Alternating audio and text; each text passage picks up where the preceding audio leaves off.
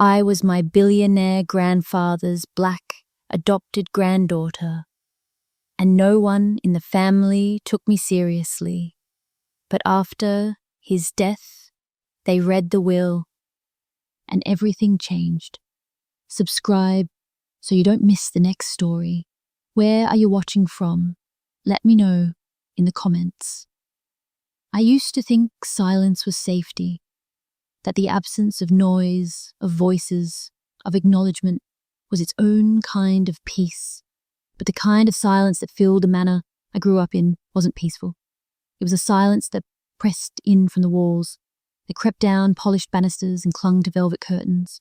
A silence that followed me like a question no one wanted to ask. And for most of my childhood, I didn't have the courage to answer it. I came into the family without ceremony. One day, I was living with my mother in a small apartment in a modest neighborhood where neighbors left casseroles on your doorstep. When tragedy struck, the next I was in a house with 27 rooms, marble floors, and a gate that opened only when your name was known. My mother died in a car crash. The woman who took me in, her best friend, didn't cry when she came to the hospital.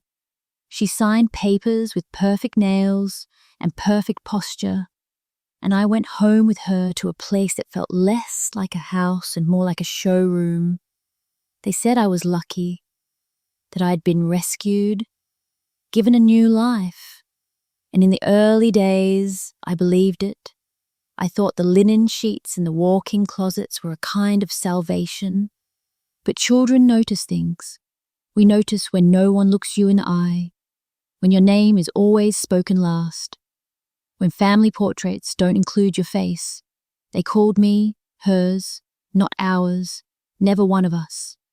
I was a charity case, the ghost at the feast.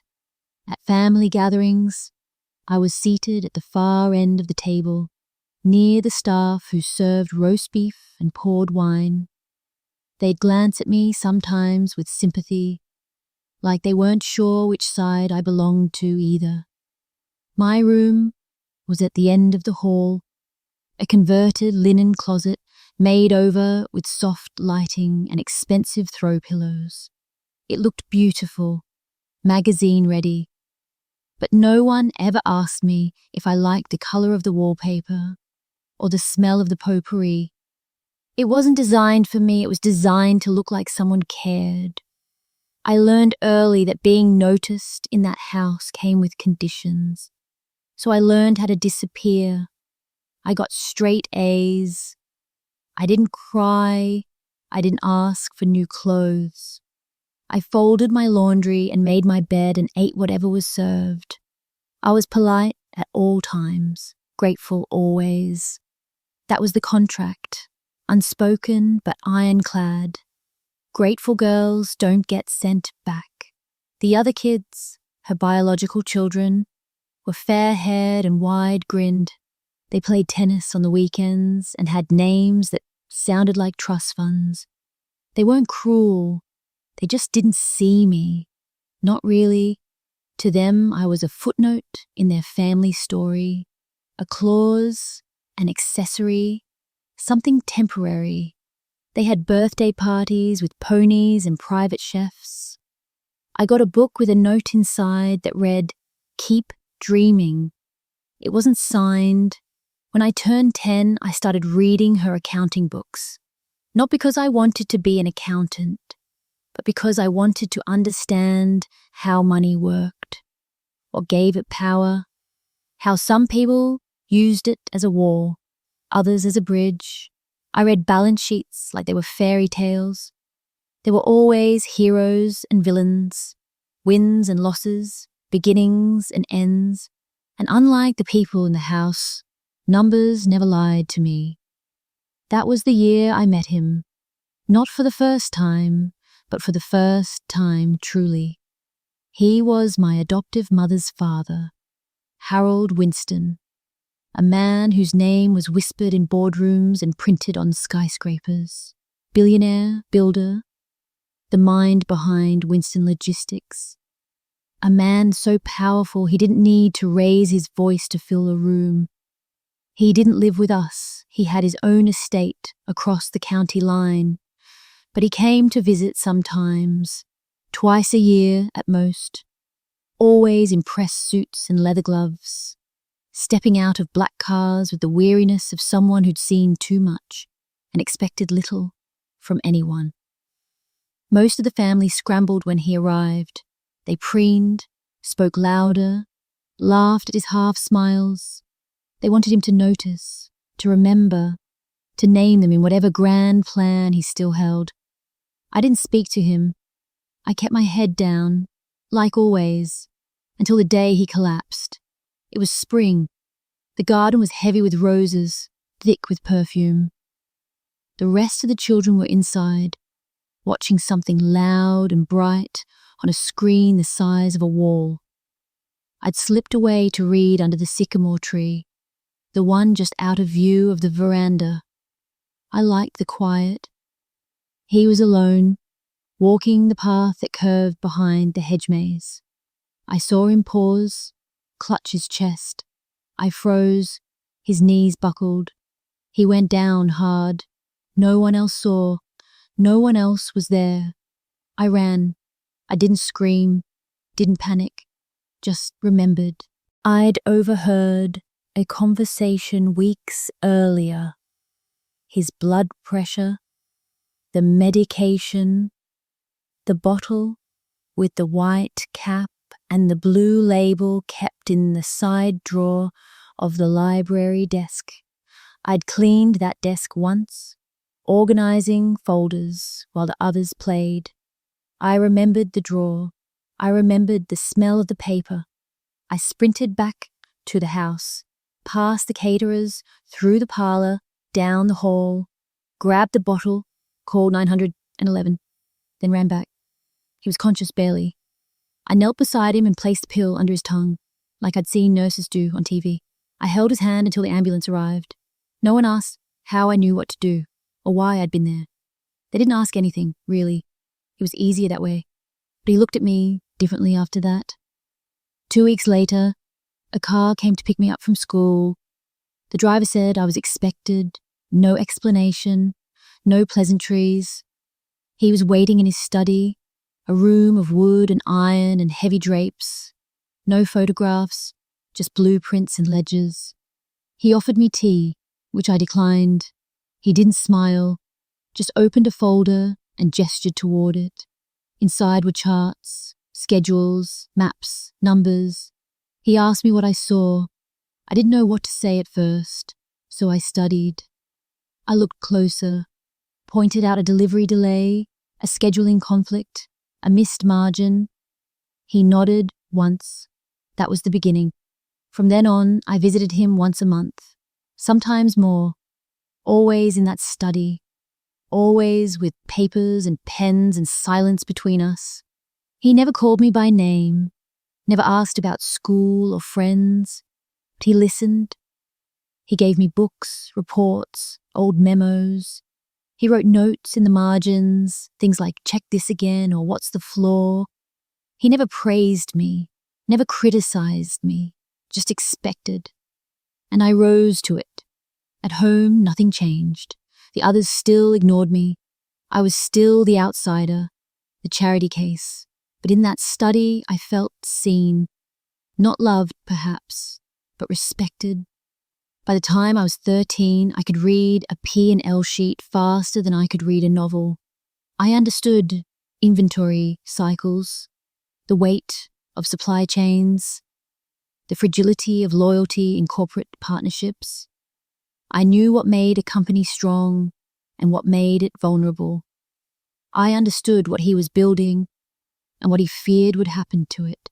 Because behind his hard eyes and sharp voice, he was tired, not of business, but of his family, of the way they smiled when they wanted something, of how they used his name but not his values. And he began to trust me with more. He showed me confidential documents, whispered numbers, let me observe meetings from behind smoked glass. He asked my opinion. Not often, but enough. And when I gave it, he never corrected me. He just nodded. No one else knew. To the family, I was still no one. But in those moments, I started to believe I could be something more. Not a replacement, not a pawn, but a legacy, even if they'd never accept it, even if they'd never see it coming. And maybe that was the point. I didn't belong to them, but maybe, just maybe, I belonged to him. And maybe that was enough. For now.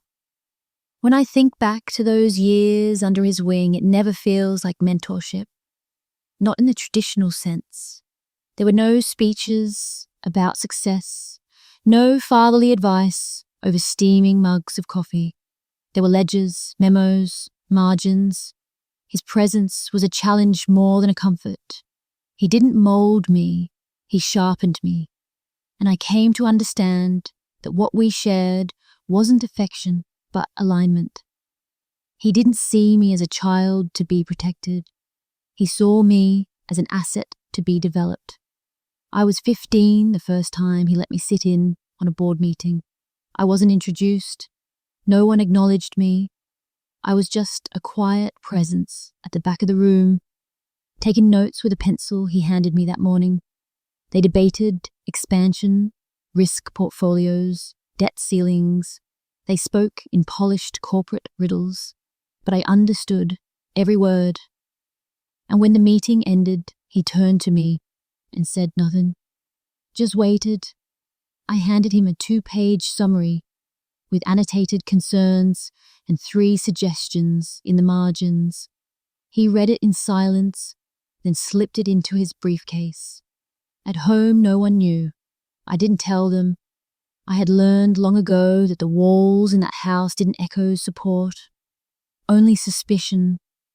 The others, his real grandchildren, spent their time crafting curated lives on social media, posing next to sports cars they didn't pay for, flashing designer bags and weekend trips they didn't organize. They lived like his empire was their birthright, like wealth was their inheritance, and not something that had been earned plank by plank, contract by contract. But he saw through it. Not with bitterness. He'd long since stopped hoping they'd change, but with quiet resignation. He began to speak more often of the future, not in sweeping declarations, but in measured fragments. He spoke of expansion into green logistics, of sustainable materials, of restructuring the old board. His tone was always factual, never hopeful, like he knew it was a blueprint he might not get to finish.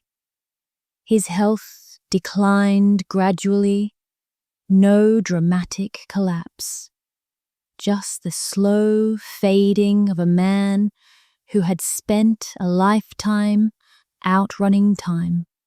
He walked with a cane now, sat more often than he stood, but his mind remained ironclad, sharp, restless, and with every passing month, I felt the weight of his gaze linger longer when I spoke. He was watching, calculating, measuring not just what I knew, but whether I could carry it. One evening, late into the fall of my 18th year, he called me to his study after dinner. I remember the room was dimmer than usual. The fire was low. His chair faced the window, where the last orange edge of daylight bled into the horizon. He didn't look at me when I entered, just pointed to the leather-bound journal that lay open on the desk. Beside it was an envelope, sealed in wax. He didn't say anything. He didn't need to. I took the journal. I took the envelope. I understood. It was the last time I saw him alive. He passed 2 months later, in his sleep, in the same room where he'd built empires out of silence. The news spread fast. He was too public a figure for it to stay quiet for long. The press called him a titan, a visionary, a legend. The obituaries spoke of his legacy in numbers and milestones, but none of them mentioned the journal. None of them mentioned me. The funeral was a performance, an expensive, choreographed farewell in a cathedral no one in the family had set foot in before. They arrived in black limousines and designer morning attire, dabbing at dry eyes with silk handkerchiefs. The eulogies were polished, full of rehearsed admiration and hollow grief. I sat 2 rows behind the family pew. They didn't invite me forward. I didn't ask. I held the journal in my lap the entire time. It smelled like cedar and ink, like him. Afterward, the house was a flurry of speculation, whispers over wine, eyes darting towards sealed safes and file cabinets. The assumption was unspoken, but universal. Everything would be divided. Of course it would. His empire would be sectioned off like a cake at a party. Each descendant claiming their piece, their reward for sharing his bloodline. But I knew better. I'd read the journal cover to cover. He had made his decisions long before his body failed him. 2 weeks after the funeral, the will was read in a private chamber of his attorney's office. Mahogany walls, brass fixtures, the scent of old paper and varnish, thick in the air. Every seat was filled. His children, their spouses, the grandchildren, advisors, accountants, and me, quietly seated in the corner, just like at that board meeting so many years ago. No one looked at me. No one acknowledged I was there, until they had to. The reading began with formalities, minor bequests, donations to institutions, a trust set aside for a long-time driver, a scholarship fund in his hometown. The family nodded along, placated, confident in the knowledge that the real prize was still coming. Then the attorney cleared his throat, and everything stopped. To my granddaughter, Jaylin Marie Wolfe, he read, I leave the remainder of my estate, including but not limited to all controlling shares in Winston Logistics, all investment portfolios, personal property holdings, intellectual assets, and executive authority within the Winston Group of companies. The room froze, not in protest at first, in disbelief. It was as if a power surge had cut the oxygen. All those eyes that had passed over me without interest snapped toward me like magnets. My name had been spoken, not as a footnote, not as a token, as the air. The silence broke like glass. They shouted, demanded a reread, accused the attorney of error, of manipulation, of fraud. They said he was sick, that he couldn't have known what he was doing, that I must have tricked him, that it was illegal, that it was absurd. But the documents were in order, dated, signed, witnessed, clear. He hadn't been confused. He had been precise.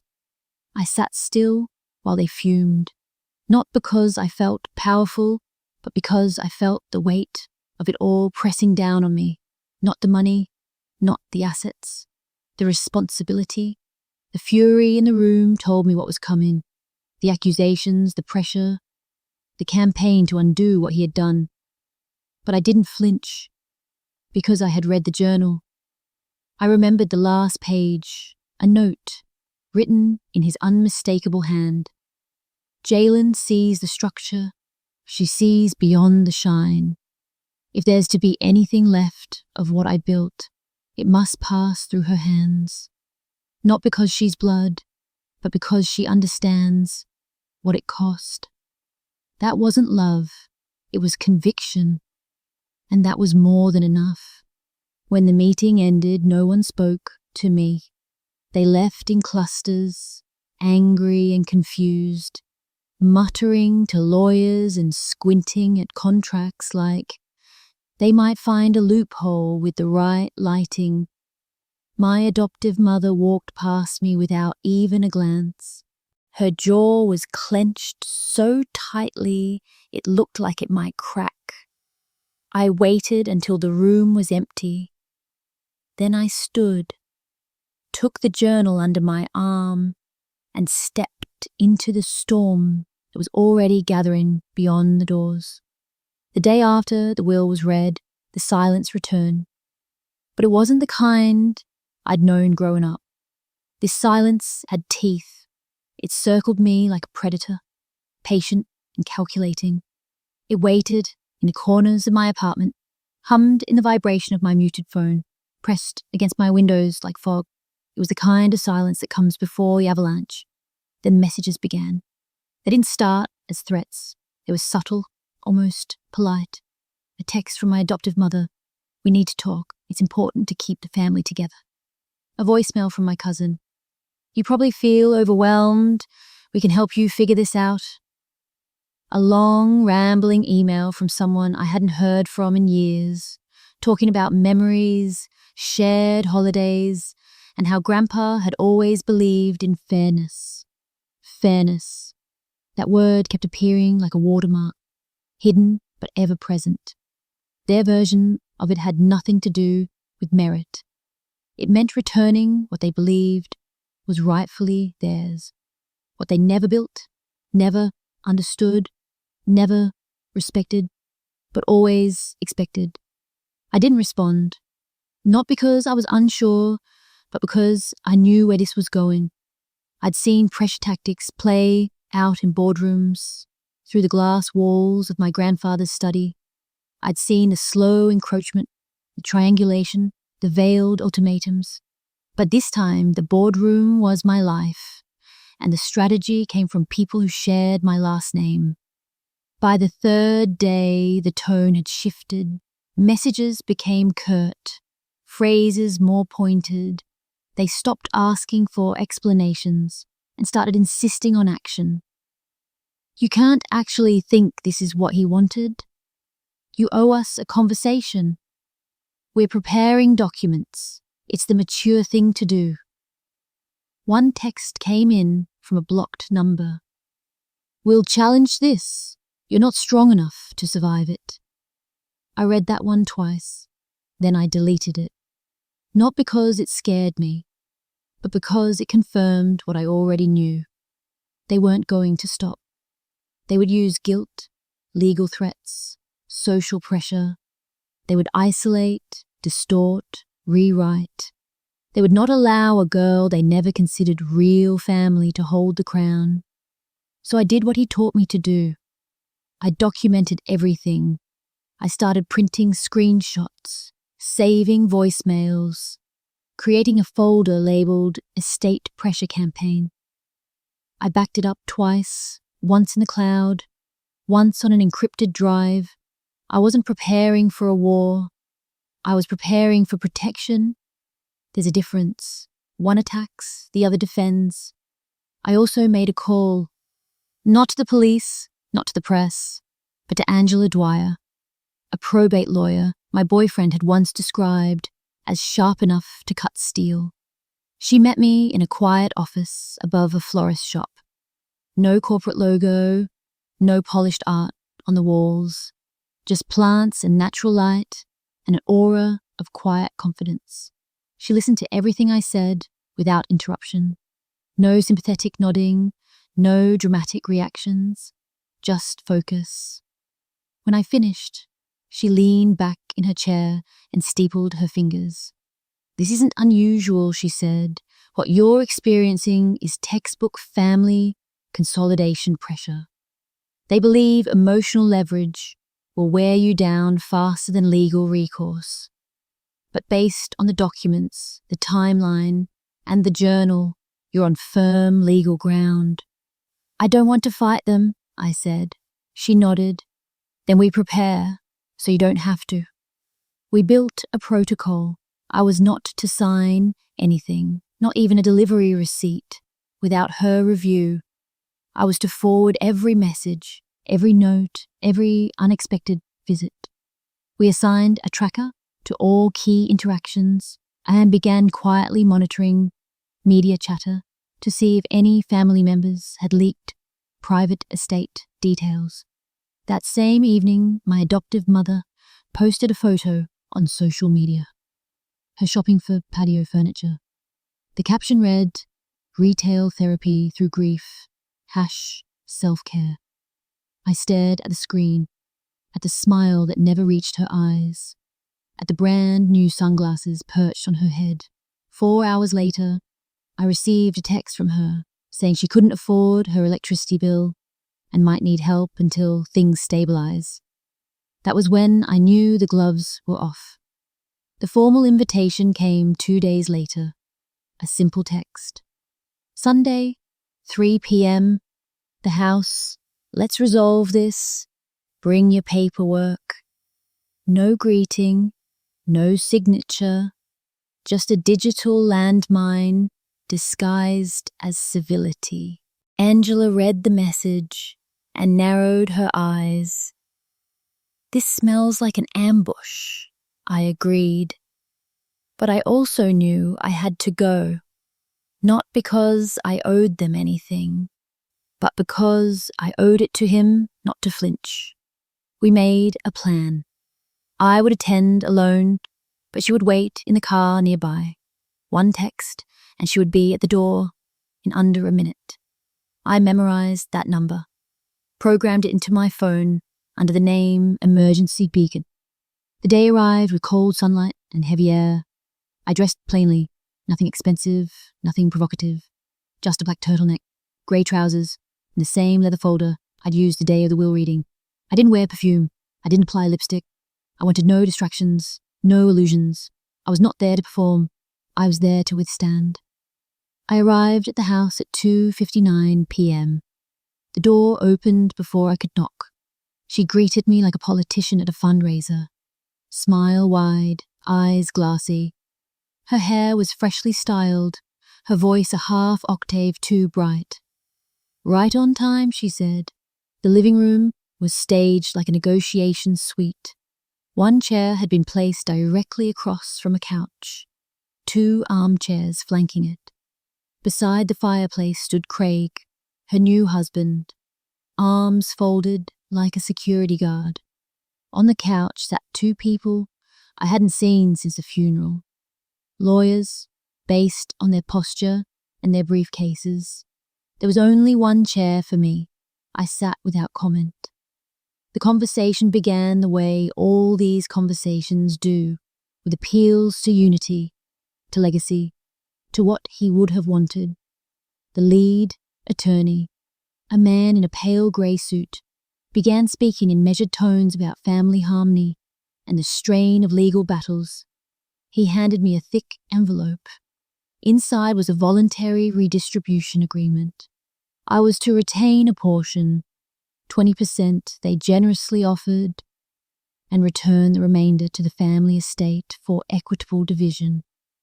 I didn't speak. I didn't move. I just laid the envelope on my lap. They started to talk faster then, the mask of professionalism slipping just enough for me to see the panic underneath. They threw around words like undue influence and legacy cohesion. I waited until they paused. Then I opened my folder. I pulled out a page printed from the journal, a dated ledger entry in my grandfather's handwriting. It detailed a $30,000 loan to Denise for Mason's college tuition. Only he had later learned it was for a cruise, a crisis cruise, she had called it. I placed the paper on the coffee table. Then the next, an Instagram post from the cruise. Champagne, #deserved this. Dated the same weekend. They shifted, uncomfortable now. I placed another, documentation of a $20,000 withdrawal, supposedly for a dental emergency, cross-referenced, with spa charges from the same date, location, Scottsdale. I said nothing. The room was silent. Then I withdrew the final piece, the envelope he had given me before he died. Still sealed, still untouched, his name written in strong, looping ink. For Jalen, if they come for it. I didn't open it. I didn't need to. They recognized the handwriting. The lawyers stood, mumbled something about needing to review the structure. They left quickly, the sound of their leather shoes echoing down the hall like retreat. My adoptive mother's face was rigid, cold. "This isn't over," she hissed. "Yes," I thought as I stood, "it is." I walked to the door. Craig stepped forward, chest puffed like a scarecrow, pretending to be a man. I raised my phone and tapped the screen. He stopped. I stepped outside. Angela was already walking up the path. She looked past me, at the house, then at my face. "You good?" she asked. I nodded. Behind me, the door slammed hard enough to rattle the porch light. I didn't look back. We left in silence. Mason walked beside me, his head slightly bowed, hands jammed into his coat pockets, as though trying to shield himself from something no coat could ever stop. I didn't ask him to follow. I didn't say a word. But when I opened the passenger door of my car, he got in without hesitation, as if he'd been waiting years for someone to let him go somewhere else, somewhere honest. During the drive, he didn't look at me. I didn't look at him. Our silence wasn't heavy. It was a reprieve, like rain finally stopping after days of pressure. At a red light, I glanced over. He was staring ahead, not at the road, but into a space that only exists when you've just realized the truth about people you once trusted. There was grief in that silence, but also something else. Clarity. When we reached my apartment, I didn't offer a speech or consolation. I unlocked the door and walked inside. He followed. He already knew he could stay. That night, we didn't speak about what had happened. I brewed tea. He accepted it with a nod. I sat on one end of the couch and checked emails. He lay back on the other, arms crossed, eyes tracing the ceiling like he was trying to find answers in the plaster. We didn't need words. We were processing the same thing. That family, the one we grew up orbiting like distant satellites, had collapsed into itself. The next morning, I woke before sunrise. My body moved before my thoughts caught up. I showered, dressed, tied my hair back. There was only one place I needed to be. I drove to my grandfather's house, my house now, though I hadn't touched it since the funeral. The gate recognized the code. The doors still opened without resistance, but the air inside felt different, still, stale, like a paused memory. I didn't wander. I went straight to his study. The room greeted me like an old friend. Nothing had moved. The same leather chair, the same brass desk lamp, the mug still on a coaster, stained with the last ring of cold coffee. I stepped inside and let the door close behind me. The scent hit me first. Old paper, cedar, and something unnameable that had always clung to this room. A mix of diligence and legacy. I stood there, absorbing it, feeling the silence wrap around me, not like it had in that other house, but like an embrace. I moved to the desk and opened the center drawer. The journal was there. His handwriting greeted me like a voice I hadn't realized I missed. I turned the pages slowly, carefully. Some passages I knew by heart. Others I'd only skimmed. There were notes about meetings, thoughts on leadership, commentary on board behavior. But toward the back, on a page I hadn't noticed before, a note caught my eye, scribbled in the margin, as though added at the last moment. Jalen has what Denise never learned: restraint, clarity. If she chooses to lead, this business may survive me. If she chooses to love, it may outlive us both. I sat there for a long time, not crying, not smiling, just breathing. I returned home with the journal under my arm and met Angela for lunch that afternoon. We filed the journal as supplementary evidence in probate court. Not because I feared another challenge. After the meeting, the threats had gone silent, but because I needed to seal every crevice. No more loopholes, no more leverage. We also drafted a trust, a small educational fund in Mason's name, tied only to his academic progress. No strings from me, no access by the family. Just enough to get him through school without debt or interference. When I signed the papers, Angela said, "This is clean, fair, generous." It was never about revenge, it was about legacy, and legacy requires integrity. When I returned home, Mason was reading one of my grandfather's old trade journals. His knees drawn up, head tilted slightly, eyes scanning the faded text like it might offer some forgotten piece of direction. I stood in the doorway and watched him for a moment. He hadn't flinched when the truth came out. He hadn't tried to spin or justify anything. He'd simply stepped away. "You know," I said, still leaning against the frame, "he always wanted to expand into green materials, eco-lumber, thermal concrete, but the board wouldn't move fast enough." Mason looked up slowly. "I remember," he said. He used to rant about it at dinner. Everyone else tuned out, but I listened. I liked how fired up he got. I stepped into the room. "What would you say to an internship?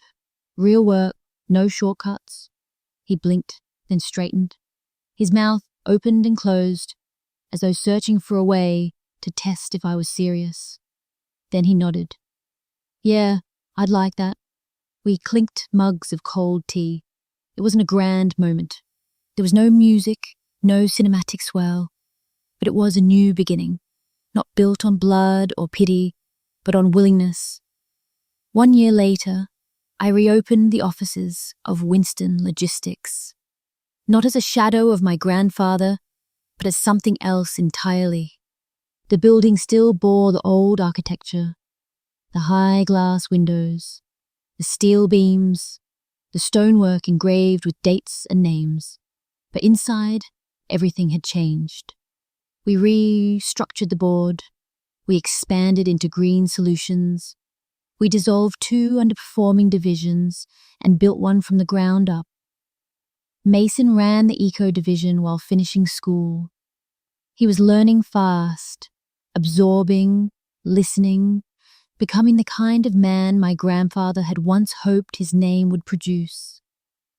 Karen reached out sometimes, careful messages, soft questions. I didn't shut the door, but I didn't open it wide. Some bridges aren't meant to be burned, but they also aren't meant to be crossed again. My adoptive mother disappeared into another zip code. Occasionally, her name would show up in Real Estate Whispers or Charity Press. Always smiling, always posturing, but never here, never where the legacy actually lived. I visited his study often, kept it as it was, not as a shrine, but as a compass, a place to realign when the world pressed in too hard.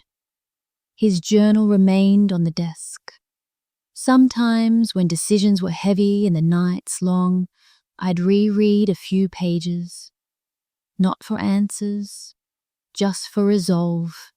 He didn't leave me his empire because I was his favorite. He left it to me because I understood what it had cost.